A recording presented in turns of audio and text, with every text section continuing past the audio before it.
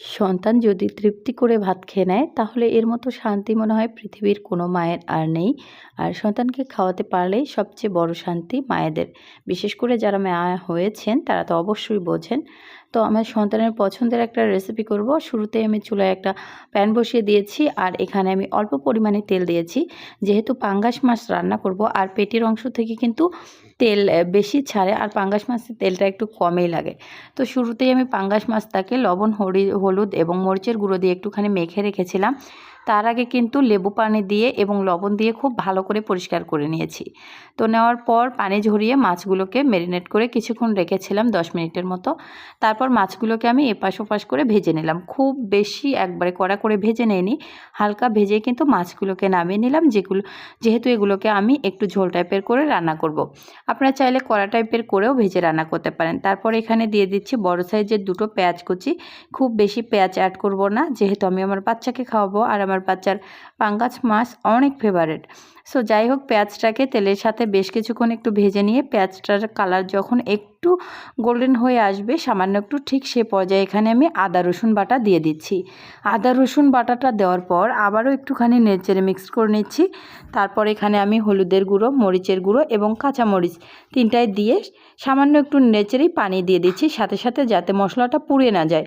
তারপর দিয়ে দিয়েছি এখানে বড় সাইজের 3টা টমেটো কুচি, সাথে দিয়ে দিচ্ছি লবণ স্বাদ মতো। তারপর খুব ভালো করে সব কিছু এখন কষিয়ে নেব, টমেটোর সাথে মশলাটাকে কষিয়ে নেব। এদিকে পানিটাও কিন্তু শুকিয়ে আসবে।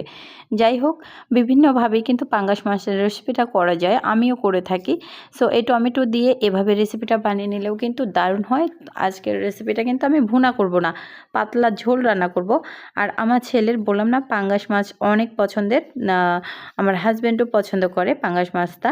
তো তারপর আমি কিন্তু ভেজে এবং না ভেজে দুভাবে পাঙ্গাস মাছটা রান্না করে থাকি। তো তাতে করে কিন্তু ওরা বলে যে ভালোই লাগে খেতে। সো এভাবে এই রেসিপিটাও কিন্তু দুর্দান্ত স্বাদ হয়।